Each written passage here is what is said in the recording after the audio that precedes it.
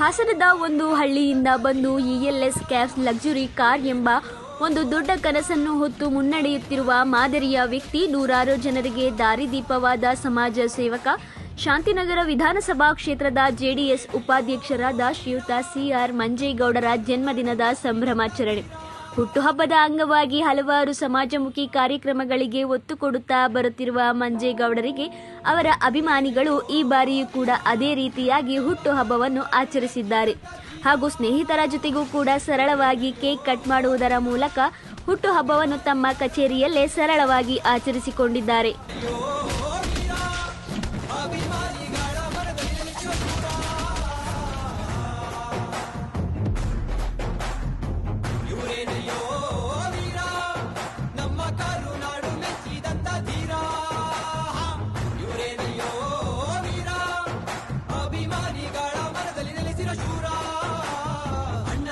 ಬಂಧು ಬಳಗ ಇವರೇನೆ ಅಭಿಮಾನಿಗಳ.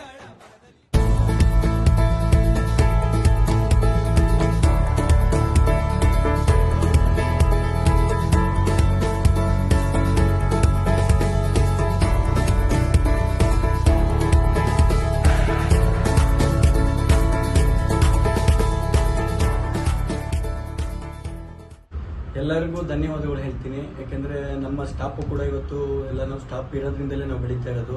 ಕೆಲಸ ಮಾಡೋ ವ್ಯಕ್ತಿಗಳು ಯಾವತ್ತಿದ್ರು ನಮಗೆ ಅನ್ನ ಕೊಡೋ ದೇವ್ರ ಥರ. ಯಾಕೆಂದರೆ ಅವ್ರು ಕೆಲಸ ಮಾಡೋರು ಕೂಡ ನಮಗೆ ಇವತ್ತು ಒಂದು ನಿನ್ನೆ ಎಲ್ಲ ಕೇಕ್ ಕಟ್ ಮಾಡಿ ಪಾಪ ನನ್ನ ಬರ್ತ್ಡೇಗೋಸ್ಕರ ನಾನು ಎಷ್ಟೋ ಬಿಸಿ ಇದ್ರು ಕೂಡ ಆಫೀಸ್ಗೆ ಕರೆದು ಬಂದು ನಾನು ಬಂದಾಗ ತಕ್ಷಣ ಬಂದು ಸರ್ ಒಂದು 2 ನಿಮಿಷ ಅಂತೇಳಿ ಒಂದು ಕೇಕ್ ಕಟ್ ಮಾಡಿ ಒಂದು ಇಶ್ಯೂ ಮಾಡಿ ಒಳ್ಳೊಳ್ಳೆ ಗಿಫ್ಟ್ ಕೊಟ್ಟಿದ್ದಾರೆ. ನಮ್ಮ ಸ್ಟಾಫ್ ಕಡೆಯಿಂದ ಒಂದು ವಾಚ್ ಕೊಟ್ಟಿದ್ದಾರೆ ಮತ್ತು ಈ ಥರ ಹಲವಾರು ಗಿಫ್ಟ್ಗಳೆಲ್ಲ ಕೊಟ್ಟಿದ್ದಾರೆ. ಅವ್ರಿಗೆಲ್ಲ ಧನ್ಯವಾದಗಳು ಹೇಳಕ್ಕೆ ಇಷ್ಟಪಡ್ತೀನಿ. ದೊಡ್ಡ ಸಂಸ್ಥೆ ಕಟ್ಟಿದ್ದೀರಾ ಸರ್, ಆ ಸಂಸ್ಥೆ ಬಗ್ಗೆ ಏನು ಹೇಳಕ್ಕೆ ಇಷ್ಟಪಡ್ತೀರಾ ಮತ್ತು ನಿಮ್ಮ ಒಂದು ವರ್ಕರ್ಸ್ಗೆ ಏನು ಹೇಳಕ್ಕೆ ಇಷ್ಟಪಡ್ತೀರಾ? ಅದು ಇಎಲ್ಎಸ್ ಕ್ಯಾಬ್ಸ್ ಅಂದರೆ ಅದು ಲಕ್ಸುರಿ ಕಾರ್ಸ್ ಅಂತ ಆಕ್ಚುಲಿ. ಬಟ್ ಎಲ್ಲರಿಗೂ ಒಂದು ಉದಾಹರಣೆ, ಎಲ್ಲರಿಗೂ ಒಂದು ಕೆಲಸ, ಅವ್ರಿಗೆ ಕೆಲಸ ಇಲ್ದೋದ್ರಿಗೆ ಒಂದು ಕೆಲಸ ಕೊಟ್ಟಿದ್ದೀವಿ. ಬಟ್ ಅವರು ಕಷ್ಟಪಟ್ಟು ನಮಗೆಲ್ಲ ಕೆಲಸ ಮಾಡ್ತಾ ಇದ್ದಾರೆ. ಅವ್ರು ಕೆಲಸ ಮಾಡಿದ್ರೆ ನಾವು ಒಂದೊಂದು ಸ್ಟೆಪ್ಪು ಮೇಲೆ ಹೋಗೋಕ್ಕೆ ಒಂದು ಉದಾಹರಣೆ ನಮ್ಗೆ ಆಗ್ತಾ ಇದೆ. ಬಟ್ ಅವ್ರು ಇರೋದು ಒಂದು ನಮಗೂ ಖುಷಿ, ಹ್ಯಾಪಿ. ಯಾಕೆಂದರೆ ಇವಾಗ ಅವ್ರು ಒಬ್ಬೊಬ್ರು ಕೆಲಸ ಮಾಡೋದ್ರಿಂದ ಇವತ್ತು ನಾವು ಒಂದೊಂದು ಸ್ಟೆಪ್ ಮೇಲೆ ಹೋಗಿ ಒಂದು ಉದಾಹರಣೆ ನಾವು ಏನೋ ಒಂದೊಂದು ಹೊಸ ಕೆಲಸ ಮಾಡ್ತಾ ಇದೀವಿ, ಒಂದು ಹೊಸ ವೆಹಿಕಲ್ ತಗೋತಾ ಇದೀವಿ.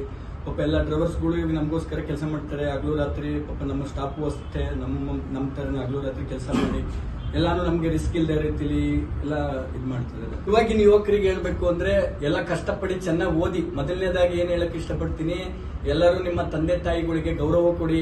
ಫಸ್ಟ್ ಅಪ್ಪ ಅಮ್ಮಂಗೆ ತಂದೆ ತಾಯಿಗಳಿಗೆ ಗೌರವ ಕೊಟ್ಟು ಅವ್ರು ಏನ್ ಹೇಳ್ತಾರೆ ಹಿರಿಯರು, ಆ ಹಿರಿಯರು ಹೇಳಿದ್ದನ್ನ ಕೇಳ್ಕೊಂಡು ನೀವು ಒಳ್ಳೆ ರೀತಿಲಿ ಒಂದು ಚೆನ್ನಾಗಿ ಓದಿ ಒಂದು ಉನ್ನತ ಸ್ಥಾನಕ್ಕೆ ಹೋಗಿ ಒಂದು IAS ಆಫೀಸರ್ ಆಗ್ಬೋದು, ಇಲ್ಲಾಂದ್ರೆ ಒಂದು ನಮ್ಮ ಒಂದು ಈಗ ಗೌರ್ಮೆಂಟ್ ಸ್ಕೂಲ್ಗಳು ಇರ್ತದೆ, ಆ ಗೌರ್ಮೆಂಟ್ ಸ್ಕೂಲಲ್ಲಿ ಓದಿದ್ರೆ ಇವತ್ತು IAS ಆಫೀಸರ್ ಆಗಿದ್ದಾರೆ. ಎಕ್ಸಾಂಪಲ್ ರವಿ ಅಣ್ಣ ಇದ್ರು, DK ರವಿ, ಅವರೆಲ್ಲ ಬಂದು ಚೆನ್ನಾಗಿ ಓದಿ ಒಂದು ಒಳ್ಳೆ IAS ಆಫೀಸರ್ ಆದ್ರು. ಒಂದು ಬಡ ಕುಟುಂಬದಿಂದ ಬಂದು ಅವರು ಇವತ್ತು ಒಳ್ಳೆ ಉನ್ನತ ಸ್ಥಾನಕ್ಕೆ ಹೋಗಿ ಅವರು ಒಳ್ಳೊಳ್ಳೆ ಕೆಲಸ ಮಾಡಿದ್ದಾರೆ.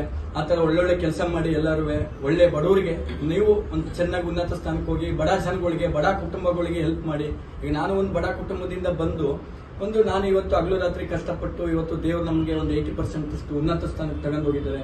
ನಾವು ಎಲ್ಲ ಬಡವ ಜನಗಳಿಗೆ ಹೆಲ್ಪ್ ಮಾಡ್ತೀವಿ. ಈಗ ಎಲ್ಲ ಬಡವ ಎಷ್ಟೋ ಜನಕ್ಕೆ ಸ್ಕೂಲ್ ಫೀಸ್ ಕಟ್ಟಕ್ಕಾಗಿರಲ್ಲ, ಆ ಸ್ಕೂಲ್ ಫೀಸ್ ಕಟ್ಟೋದಕ್ಕೆ ನಾವು ಹೆಲ್ಪ್ ಮಾಡ್ತೀನಿ.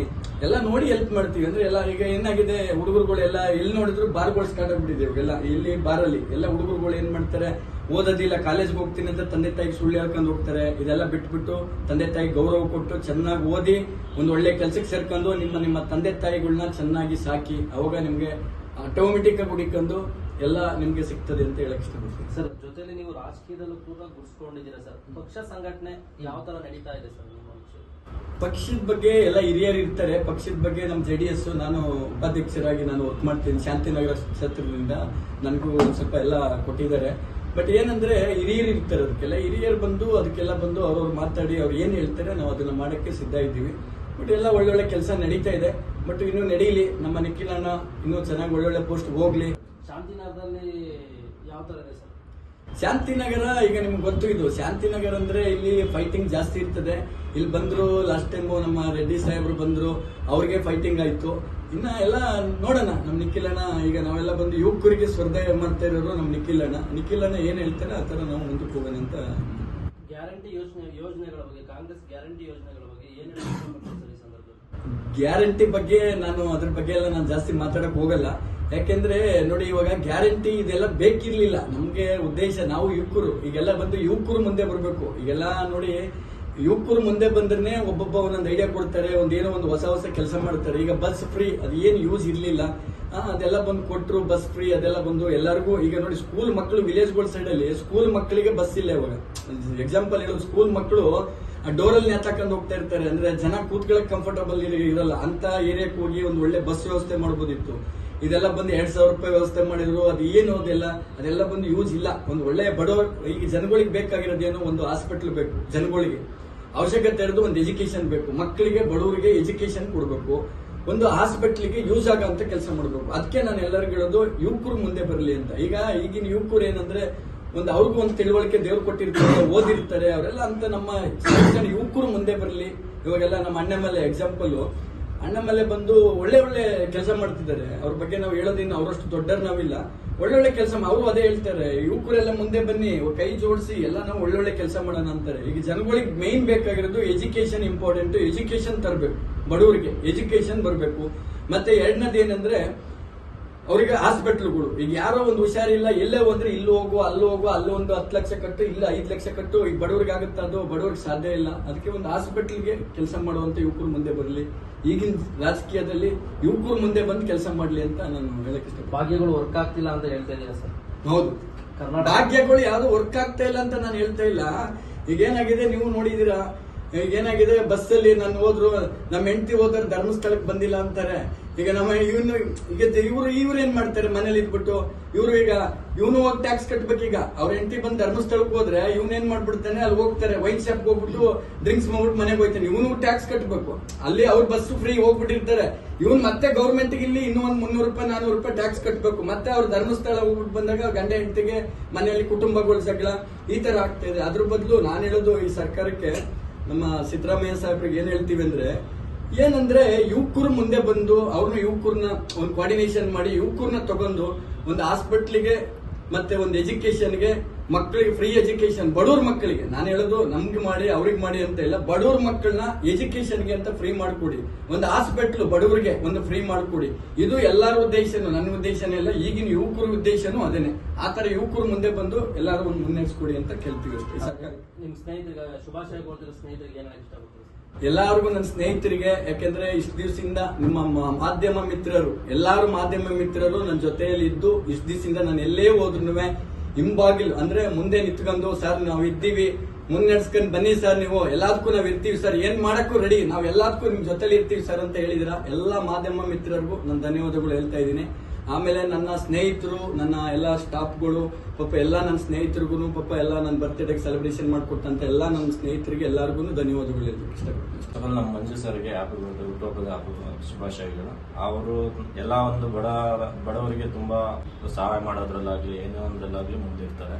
ಅದೇ ಅಲ್ಲದೆ ಅವರು ಈಗ ಒಂದು ELS ಕ್ಯಾಬ್ಸ್ ಅಂತ ಹೇಳ್ಬಿಟ್ಟು ಸ್ಟಾರ್ಟ್ ಮಾಡಿದ್ದಾರೆ. ಅದು ತುಂಬಾ ಚೆನ್ನಾಗಿ ನಡೀತಾ ಇದೆ. ಹಂಗೆ ಇನ್ನೂ ದೊಡ್ಡ ಮಟ್ಟಿಗೆ ಬೆಳಿಬೇಕಂತ ಹೇಳ್ಬಿಟ್ಟು ನನ್ನ ಕಡೆಯಿಂದ ಒಂದೆರಡು ಮಾತು ಹೇಳ್ತಾರೆ. ಹುಟ್ಟುಹಬ್ಬದ ಶುಭಾಶಯಗಳು. ನಮ್ಮ ಮಂಜು ಸರ್ಗೆ ಫಸ್ಟ್ ಆಫ್ ಆಲ್ ಹುಟ್ಟುಹಬ್ಬದ ಶುಭಾಶಯಗಳು. ಅವರು ಚೆನ್ನಾಗಿರ್ಬೇಕು, ಹಾಗೆ ನಾವು ಎಲ್ಲ ಕೂಡ ಚೆನ್ನಾಗಿರ್ಬೇಕು. ಒಂದು ಕಾಲದಲ್ಲಿ ನಾನು ಕೂಡ ತುಂಬಾ ಕ್ಲೋಸ್ ಫ್ರೆಂಡ್ ಆಗಿದ್ರು ನಮಗೆ ಅವಾಗ ಏನು ಇರ್ಲಿಲ್ಲ. ನನಗೆ ಫಸ್ಟ್ ಆಫ್ ಆಲ್ ಇವ್ರ ಹತ್ರ ನನ್ನ ಫ್ರೆಂಡ್ ಆಗಿದ್ದಾಗ ಏನು ಇರ್ಲಿಲ್ಲ. ನನಗೊಂದು ಇಂಪ್ರೆಷನ್ ಕೊಟ್ರು, ಇಲ್ಲ ನೀವೊಂದು ಬೆಳಿಬೇಕು, ಮಕ್ಕಳಿದ್ದಾರೆ, ಪ್ರತಿ ಕ್ಷಣ ನಮಗೆ ನಮ್ಮ ಹಿಂದೆ ನೀವೊಂದು ರೆಸ್ಪಾನ್ಸಿಬಲ್ ಆಗಿದೆ ಅಂತ ಹೇಳ್ಬಿಟ್ಟು ಒಂದು ಬಸ್ ಹಾಕ್ಸ್ಕೊಟ್ರು. ಆ ಬಸ್ಗೆ ಎಲ್ಲ ತರ ನಮಗೆ ಬುಕಿಂಗ್ ಕೊಡ್ತಾ ಇದ್ದಾರೆ. ನಮ್ಗೆಲ್ಲ ಒಳ್ಳೆ ಮಾರ್ಗದಲ್ಲಿ ನಮಗೆ ನಡೆಸ್ಕೊಡ್ತಾ ಇದ್ದಾರೆ. ಇವ್ರು ತುಂಬಾ ಹೃದಯದ ಹುಟ್ಟುಹಬ್ಬದ ಶುಭಾಶಯಗಳು ನಮ್ಮ ಮಂಜು ಸರ್. ಸರ್, ಯುವಕರಿಗೆ ಪ್ರೇರೇಪಣೆ ಆಗಿದ್ದಾರೆ ಸರ್ ಮಂಜು ಸರ್, ಅದ್ರ ಬಗ್ಗೆ? ಹೌದು ಸರ್. ಎಕ್ಸಾಂಪಲ್ ನನಗೆ ಆಗಲಿ ಸರ್, ನಾನಿವತ್ತು ಬಸ್ ಓನರ್ ಆಗಿದ್ದೀನಿ ಅಂತಂದ್ರೆ ನಮ್ಮ ಮಂಜು ಸರ್ ಕಾರಣ.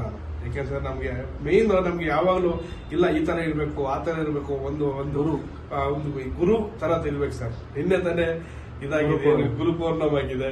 ಇವರು ನಮ್ಮ ಗುರುಗಳಿದ್ದಾಗೆ, ನಮ್ಮ ಗುರುಗಳೇ, ಇವ್ರಿಗೂ ಕೂಡ ಒಳ್ಳೇದಾಗಬೇಕು ಅಂತ ಹ್ಯಾಪಿ ಬರ್ತ್ಡೇ ಮಂಜು ಸರ್.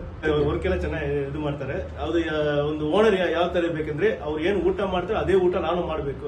ಆತರ ಸಪೋಸ್ ಮೀಟಿಂಗ್ ಇದ್ದಾರೆ, ಸಪೋಸ್ ಅವಾಗ ಕರೀತಾರೆ, ತಗೊಂಡ್ ಬರ್ತೀನಿ ಊಟ ತಗೊಂಡ್ ಬಂದಾಗ ಕೂಡ ನಮ್ಮ ಹತ್ರ ಊಟ ಇದೆಯಾ, ಆದ್ಮೇಲೆ ಅವ್ರು ತಿಂತಾ ಇರ್ತಾವ್ರ ಮುಂದೆ ತಿನ್ನಲ್ಲ.